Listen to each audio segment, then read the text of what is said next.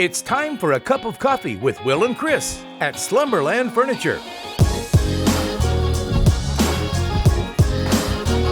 From Slumberland Furniture in Osage Beach, here are your hosts, William Holtz and Chris Schneider. Holy moly, good morning, Lake of the Ozarks. I'm William Holtz, along with this man, Uncle Chris, and it's time for a cup of coffee with Will and Chris, and the only place you catch this show on Lake TV's right here at Slumberland at the lake. And Chris, it's going to be another good one. Election results, a lot of turnover in last week's local elections, and we're already seeing some shake-up there. Yeah, they've already had a school board meeting in Camdenton with the new school board members. That was interesting. You'll talk about that. We had a big storm that kind of blew close to the area. It didn't really blow through here, but close by. So we'll talk about that. Leanne Bauman is out of jail, right? The realtor. So we got a lot to talk about again today. Lots to talk about. We even talk a little fighting action. That's bare right, knuckle boxing. I'm such a fighter. Yeah. You know, well, honestly, I'm a lover. I also am a lover. The only kind of fight that I can win is the fight against bulimia and anorexia, okay? And those I've got handled. Besides that, not much of a fighter. We got that and so much more. Looks like somebody punched you in the chin right there, man. Listen, Chris, I'm going to tell you, I thought about what I was going to say about this. And in case you're wondering what's going on here, well, I also lost a fight against the patients for letting my food cool down. Yeah. And over the weekend, had some pizza rolls I picked up at Hy-Vee. Yes, it's embarrassing, Chris. You laugh all you want, okay? But your day's coming. So okay? You got hit in the chin by a pizza roll? Hot, steamy, overwhelmingly painful cheese and grease and little pepperonis. And I bit into one and it just imploded. And I burned myself. Yeah. Thanks for bringing it up. Hey, that's what I'm here for. Speaking of fighting, I'm going to punch this guy. In the meantime, enjoy this message from our friends at Slumberland.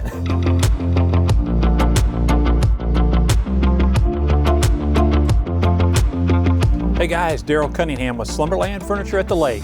We're going to talk one more week about the great sale we have going on. It's 20% off of all Slumberland regularly priced items. And if your ticket totals $1,200, we can do 60-month interest-free financing.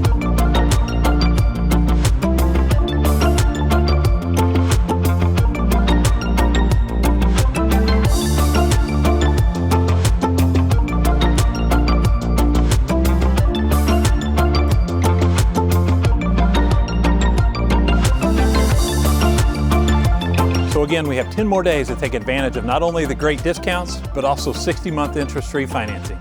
I'm Daryl Cunningham with Slumberland at the Lake, where it's always a good life.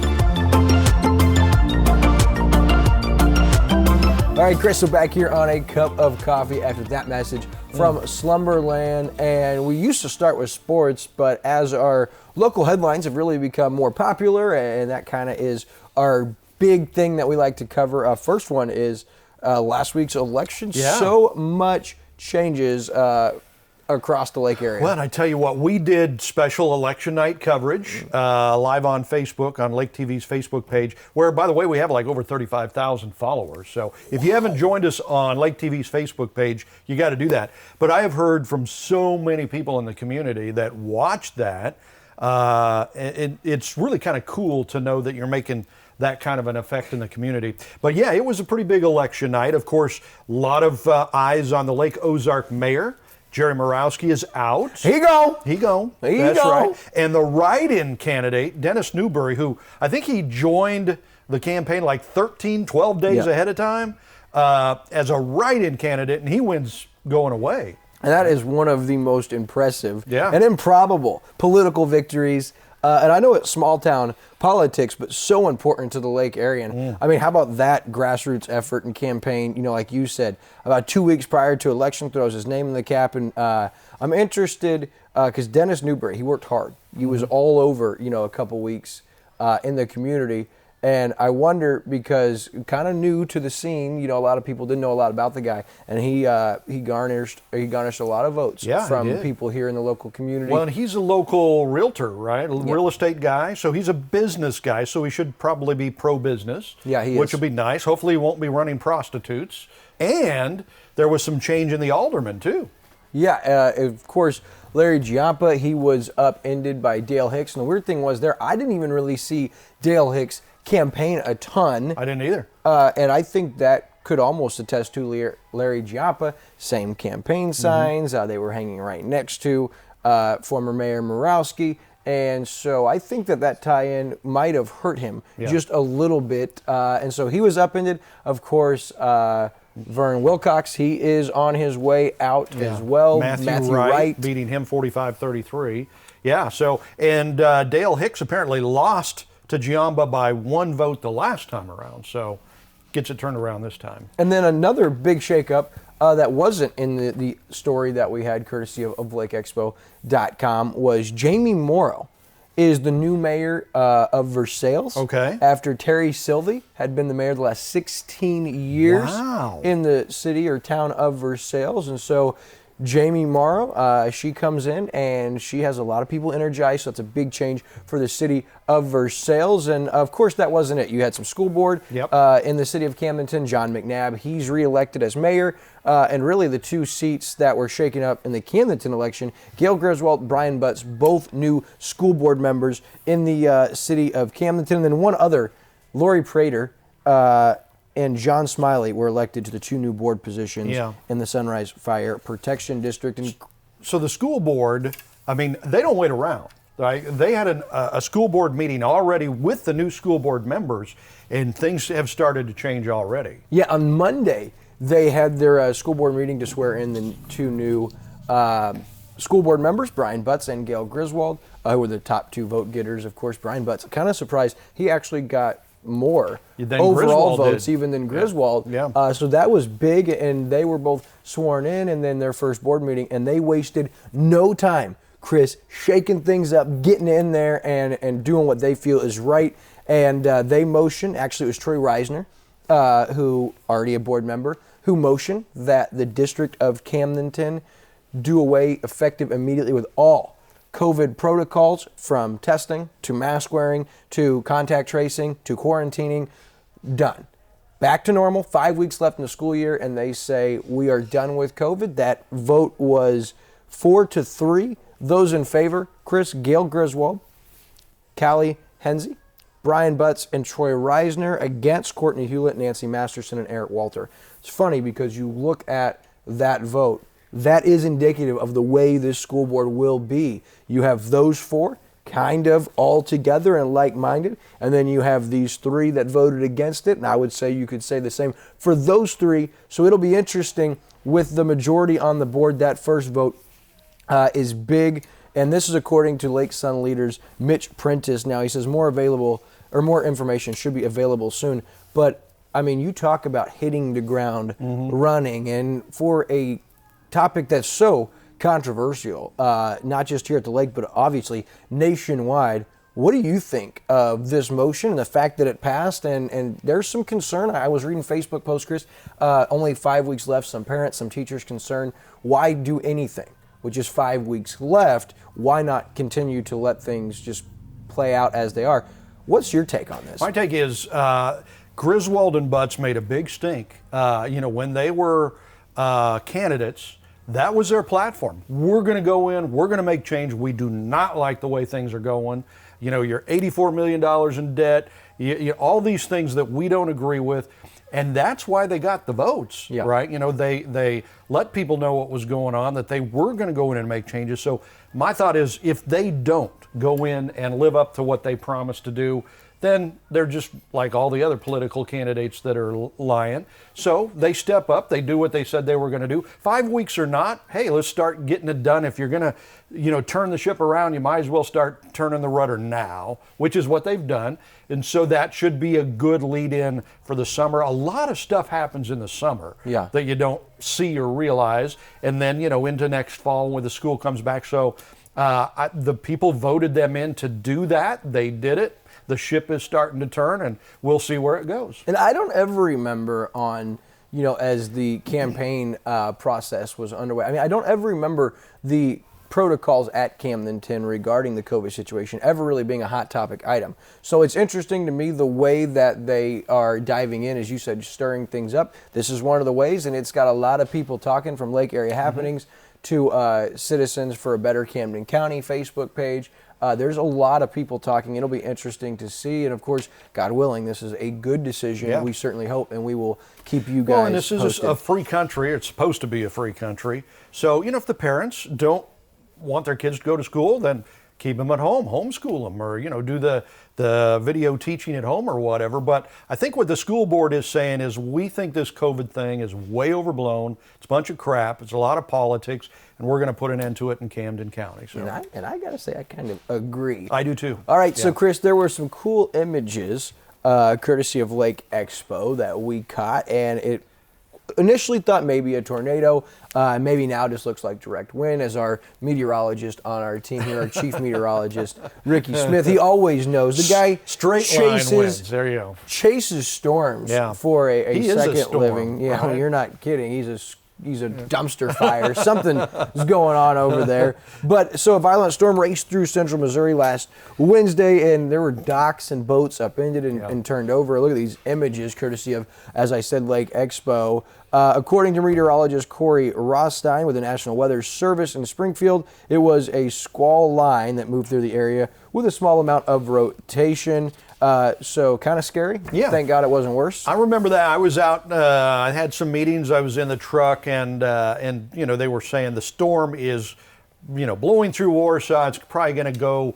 to the north of us, which it did, and there was a tornado warning. And so it looks at this point that it was not a tornado, but it was really strong straight line winds. Totaled some boats, totaled some docks, and we've seen that up here in our part of the lake in the past as well. Happened down there, closer to Warsaw this time around. But, it's just part of the game here, that you gotta be careful. And if you're a boater, you got to keep an eye on that weather. Yeah, I mean, no doubt. Especially in the spring. Powerful. Yeah. All right, in a hot headline, of course, you mentioned it in our intro, local realtor Leanne Bauman, she is out. Last Wednesday was her arraignment, and Judge Matthew Hamner. Were you surprised that they let her out?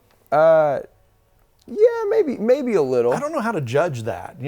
I mean, I don't either, because where do you decide the crime? I mean, because there was the conspiracy to commit murder. Yeah. She did go through with the commitment, but no crime was ever committed. I mean, I'm not justifying or it. It's not proven yet, right? Right. Innocent until proven guilty. Well, luckily no one died. Luckily no one ended up dying. And so I think that they might be having a hard time, the prosecution at this point in time, justifying why you wouldn't be able to grant her bond. Now, she posted bond right after the arraignment last Wednesday. Judge Matthew Hamner set the bond at $400,000. Now, he did set some stipulations and conditions, including a GPS tracking device, which I would imagine be an ankle piece. But during Bauman's arraignment Wednesday, prosecutor Caleb Cunningham, he asked the court to not give Bauman any bond. They wanted to keep her incarcerated, and they used ties to local power and financial resources. She has money, and she has ties to money some way. They said, don't let her bond out. Well, her defense attorneys, of course, Dean Price Jr. and Fozzie Simon, they asked for $75,000. That would have been crazy cheap. A little low. But the Honorable Judge Hamner, he settled at $400,000 and took just a few minutes after she bonded out. So she is currently out. She's a free woman. Yeah. And, of course, this story is not over yet. We'll continue to keep you posted. But, yeah, I mean, she's out. And my thoughts on that is, if I'm the person that she supposedly was trying to have killed, are you a little worried that she's out? Is she going to come after you? I think that's where the discussion comes in of whether or not you let her out or you let her bond out and stuff like that. And obviously the judge at this point was thinking, okay, well, I think she's safe enough. She's not going to try to go have somebody killed. But, if you are the mother-in-law or the ex-mother-in-law or whatever it was, you got to be a little nervous, right? I mean, because that person actually wanted you dead. Yeah, and sometimes, we are so sorry for things that we are convicted of or we're charged with or accused of. I don't think this is a matter of being sorry. I think it's a matter of sorry I got caught. And once you get caught and you're exposed, I think the likelihood of you to continue to pursue that is going to be unlikely. But also brought up was there was a motion moved. Bauman will be getting psychiatric evaluation at some point in the process. So she has a chance. I've heard a lot of people throw around that there might be some pleads of insanity, might be crazy. So that is a possibility. And there was a motion moved at the arraignment that they will do, or she will undergo psychiatric evaluation. So there's that. We'll see how that turns out. I love this show.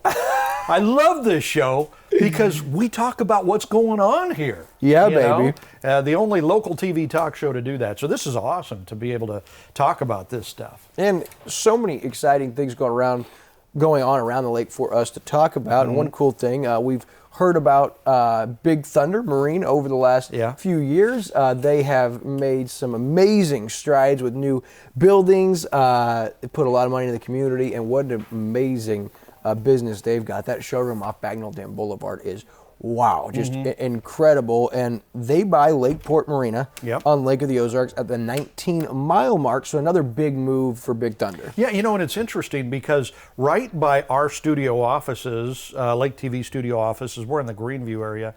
Big Thunder bought a property where the old Niagara Falls was, right? Yeah. So Big Thunder bought that property last year, then kind of had the building that was on there raised, and then put it back up for sale. So apparently they couldn't do what they wanted to do with that property right there. It's right by the Highway 5 Niagara Bridge. Yeah.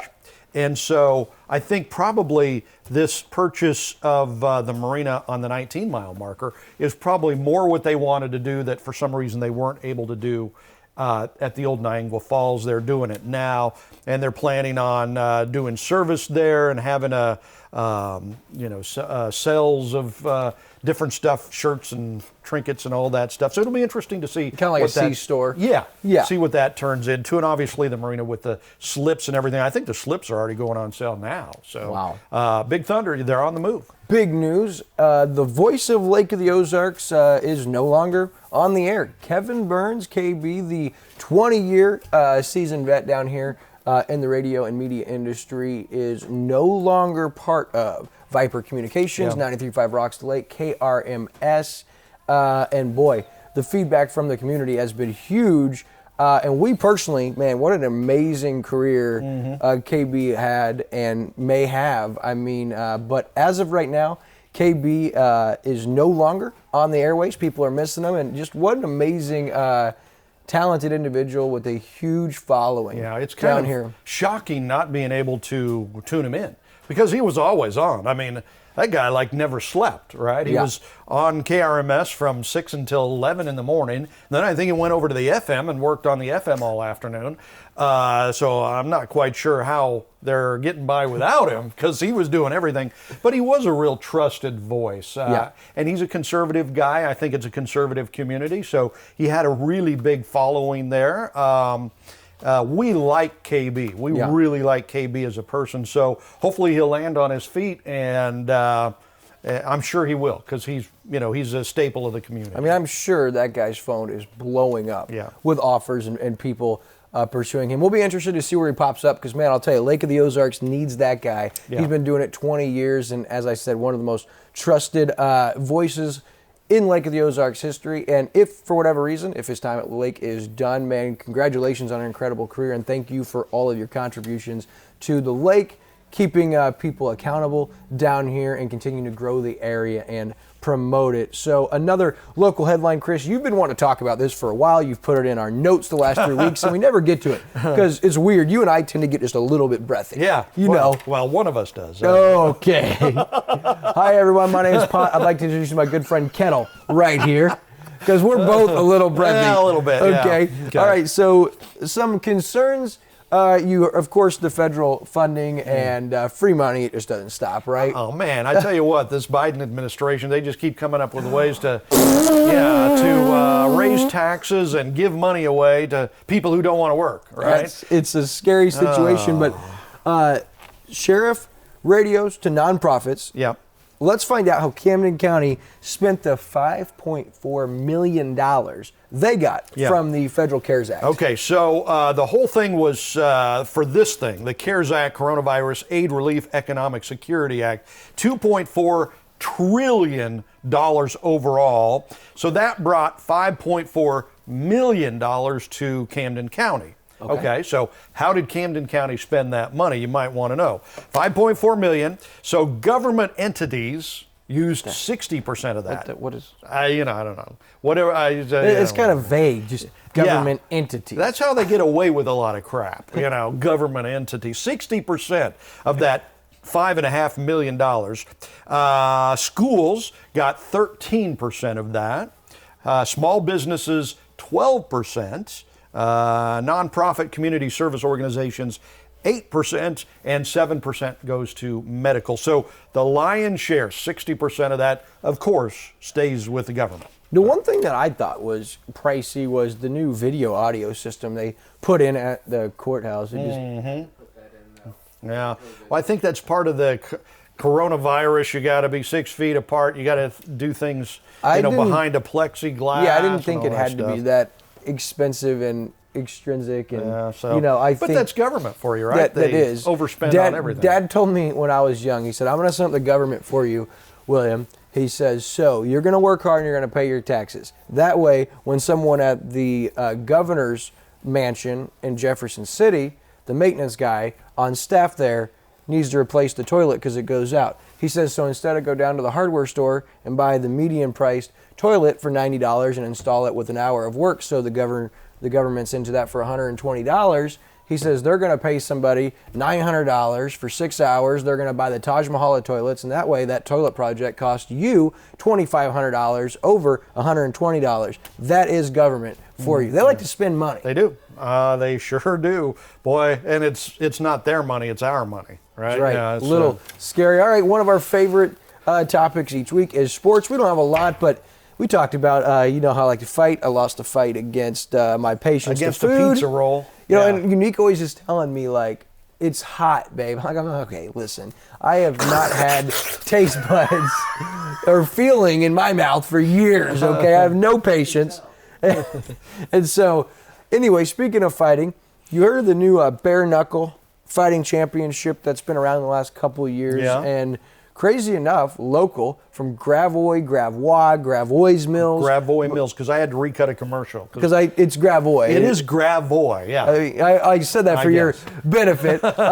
Hillbilly Hammer, Sam Shoemaker, who was an initial contestant when they were traveling and trying to find their bare knuckle fighters. He nearly broke the machine, and it couldn't read any higher PSI. He hit hard enough that it was the equivalent of literally a hedgehammer, or sledgehammer. That's how hard he punched this PSI reader, this punching bag. And so he got the start with the first one-punch knockout of Bellator champion, former Army combat boxing champion in the Golden Glove circuit, Eric Prendle. And he's had a nice run. And I thought initially maybe Sam, he got that first win. He's going to get a couple fights. But, man, he's now 4-1-1. Coming up in May 21st in Miami, Florida, a BKFC 18. He's going to get a chance to take the title for the second time in his career from the current and reigning heavyweight champion, Joey the Mexicutioner Beltran, who is just a freak of nature. He goes into this mode where did you ever see the video where after the first fight, the guys were just bloody? These big guys with long hair, blood everywhere. He was one of those guys in that fight. The Mexicutioner? The Mexicutioner, who's the title holder currently.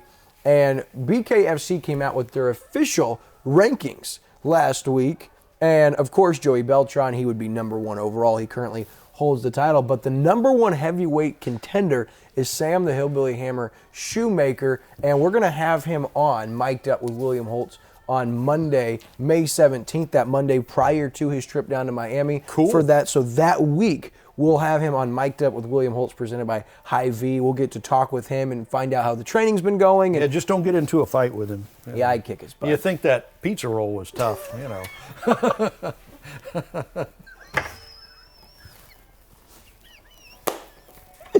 I'd much rather fight a bag of pizza rolls than square off against Sam, but pizza rolls got me good, didn't they? Yeah. Can't wait till this heals eventually and you can let it go. All right, so check that out. May 21st, Bare Knuckle FC 18. Download the BKFC app, and you can catch that on there as well. All right, also coming up, we have no sports to talk about. Hockey sucks because the Sabres sucked. We're not going to talk about that. We won't watch baseball. We won't watch the NBA. So really there's no sports going on right now. Yep.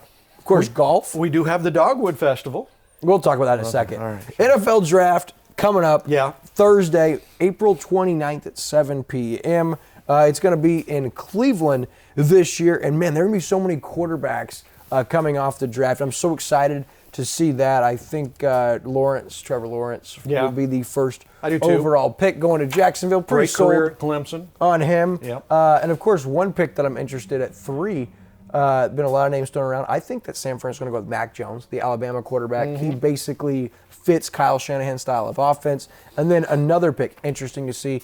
Currently, Atlanta sits at number 4. I honestly think, I was looking at what Adam Schefter said, and there's a chance they trade that pick to the Broncos, and the Broncos trade down to 4 to take Trey Lance at number 4. I think that's what's going to happen there because I don't think they're sold on Drew Lock. So NFL Draft coming up. That's going to wrap up our show for the week. Couple things coming up.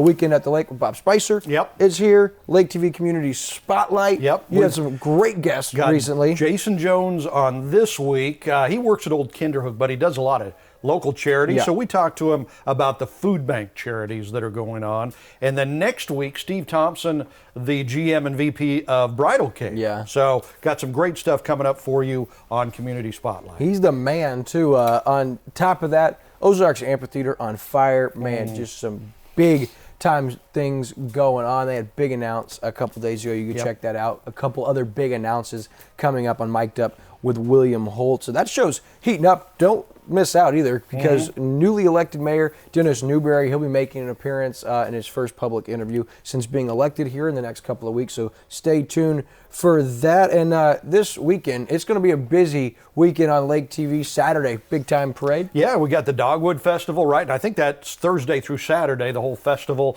The big parade is Saturday, which you can see right here on Lake TV. And we've got a special guest host, right? Yeah. Because you're busy. You're busy that weekend. So so are you. Mike, I'm going to be out of town too. Going to be out of town. So Mike Clayton is going to be our special guest host. Yeah, we're super pumped. Yeah. Mike Clayton and Megan Alpers with Lake TV. They'll be co-hosting that from COMC in Camdenton. They're having a big community 5K event. And also, we've got some brand new for you on Lake TV starting this week. It is our classic game of the week on Tuesday night and Friday night at 7:30.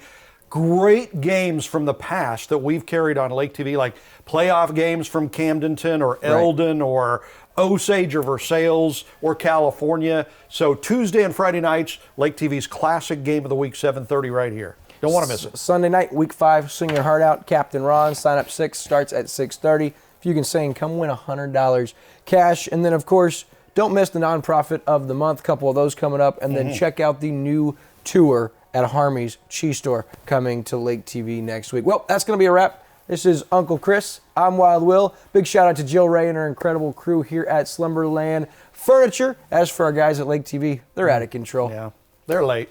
We'll see you guys next week.